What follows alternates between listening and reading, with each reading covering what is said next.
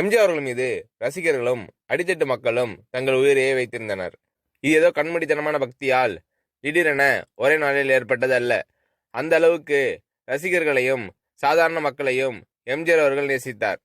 சில நேரங்களில் ரசிகர்கள் எம்ஜிஆர் அவர்களிடம் வரம்பு மீறி நடந்து கொண்டாலும் அதை ரசிகர்களின் அன்பின் வெளிப்பாடாகவே எம்ஜிஆர் அவர்கள் எடுத்துக்கொள்வார்.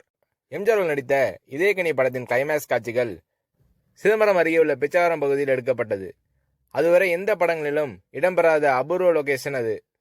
அதே நேரம் மனித நடமாட்டத்தை அதிகம் பார்க்க முடியாத மீனவர்கள் கூட அப்போது போக அஞ்சிய இடம். எம்ஜிஆர் அவர்கள் வந்திருப்பதை அறிந்து அங்கு மக்கள் வந்துவிட்டனர். அந்த காட்சியில் எம்ஜிஆர் அவர்கள் மாறு வேடத்தில் இருப்பார். படப்பிடிப்பு நடந்து கொண்டிருந்த போது 2 இளைஞர்கள் எம்ஜிஆர் அவர்களை காண வேண்டும் என்ற ஆசையில் தண்ணீரில் குதித்து நீந்தி எம்ஜிஆர் அவர்கள் இருந்த இடத்துக்கு வந்துவிட்டனர். அந்த இளைஞரை அழைத்த எம்ஜிஆர் அவர்கள் அவர்களிடம் நலம் விசாரித்தார். அப்போது ஒரு இளைஞர் எதிர்பாராமல் எம்ஜிஆர் அவர்களை கட்டிக்கொண்டு முத்தமிட்டார். கொஞ்சம் கூட முகம் சுளிக்காமல் அந்த இளைஞரின் அன்பை எம்ஜிஆர் அவர்கள் ஏற்றுக்கொண்டார். அந்த புகைப்படம் தான் எத்தனை உணர்வுகளை வெளிப்படுத்துகிறது. எம்ஜிஆர் அவர்களை முத்தமிடும் இளைஞரின் முகமே தெரியவில்லை. அந்த அளவுக்கு அன்பின் வெளிப்படையாய் ஆழமாக தன் முத்தத்தை பதிக்கிறார். அருகில் நிற்கும் இளைஞர் எம்ஜிஆர் அவர்களை பார்த்த மகிழ்ச்சியில் கும்பிட்ட கைகளை கீழே இறக்காமல் சிரித்தபடியே எம்ஜிஆர் அவர்களை பார்த்து கொண்டே நிற்கிறார் அந்த இளைஞர். நீரில் நீந்தி வந்த அடையாளமாக அந்த இளைஞர் அணிந்துள்ள டிராயர் தண்ணீரில் நனைந்து உடலோடு ஒட்டியுள்ளது. முத்தமிடும் ரசிகரை அணைத்தபடி அந்த ரசிகரின் அன்பு மலையில் திளைக்கும் எம்ஜிஆர் அவர்களின் முகத்தில் மகிழ்ச்சி. எம்ஜிஆர் அவர்கள் கொண்டாடிய ஒரே பண்டிகை தமிழர் திருநாளான பொங்கல் பண்டிகை மட்டுமே. அன்றைய தினம் கட்டுக்கட்டாக பணத்தை எம்ஜிஆர் அவர்கள் வைத்துக்கொண்டு தன்னை காண வருவோருக்கெல்லாம் கைக்கு வரும் பணத்தை கொடுத்து மகிழ்வார் எம்ஜிஆர் அவர்கள்.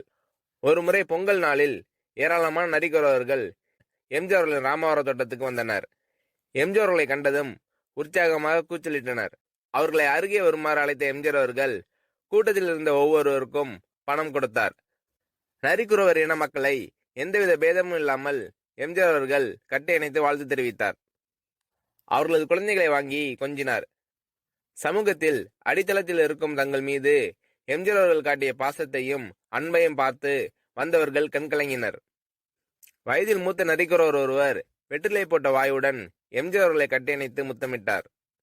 அவரது உதடுகளின் அடையாளம் எம்ஜிஆர் அவர்களின் கன்னத்தில் பதிந்துவிட்டது. இதை எதிர்பாராத எம்ஜிஆர் அவர்களின் உதவியாளர்கள் வேகமாக பாய்ந்து அவரை விளக்க முற்பட்டனர். அவர்களை தடுத்த எம்ஜிஆர் அவர்கள் சிரித்து கொண்டே, விடுங்கப்பா, அவங்க அன்பை இப்படி காட்டுறாங்க, இதில் தவறு ஒன்றுமில்லை என்று சாதாரணமாக கூறினார் எம்ஜிஆர் அவர்கள். முதல் நாள் எம்ஜிஆர் அவர்களை பார்த்துவிட்டு சென்ற நரிக்குறவ சமூக மக்கள் மறுநாளும் கூட்டமாக வந்துவிட்டனர். முதல் நாள் எம்ஜிஆர் அவர்களை முத்தமிட்ட அந்த நரிக்குறவர், உங்க தயவால என் சபதம் நிறைவேறிடுச்சு சாமி என்றார். என்ன சபதம் என்று எம்ஜிஆர் அவர்கள் கேட்டதற்கு, உங்களை யாரும் தொட முடியாதுன்னு எங்க கூட்டத்தினர் என்கிட்ட சொன்னாங்க. அவர்களிடம் உங்களை முத்தமிட்டு காட்டுறேன்னு சபதம் செய்தேன். ஜெயிச்சிட்டேன், என்னை மன்னிச்சிடுங்க சாமி என்று கூறினார் அந்த வயதான நரிக்குறவர். அதை கேட்டு சிரித்த எம்ஜிஆர் அவர்கள், பரவாயில்லை, இனிமேல் இது போன்று வேற யாரையும் முத்தமிடுவதாக சபதம் செய்யாதீர்கள், வம்பாய் போய்விடும் என்று சொல்லி பணியாளர்களை அழைத்து வந்திருந்த அனைவருக்கும் சாப்பாடு போட சொல்லிவிட்டு படப்பிடிப்பிற்கு எம்ஜிஆர் அவர்கள் சென்றார். மேற்கண்ட 2 நிகழ்ச்சிகளின் போதும் எம்ஜிஆர் அவர்கள் முதல்வராக இல்லை. தமிழ் திரையுலகின் நம்பர் 1 ஹீரோவாக இருந்தார். என்றாலும் புகழ்மிக்க ஒரு நடிகரிடம் ரசிகர்களும் மக்களும் இந்த அளவுக்கு உரிமை எடுத்துக்கொள்ள முடியுமா? முதல்வரான பிறகும் எம்ஜிஆர் அவர்களின் இந்த எளிமையான பழகும் குணம் மாறவில்லை என்பதுதான் எம்ஜிஆர் அவர்களின் தனி சிறப்பு.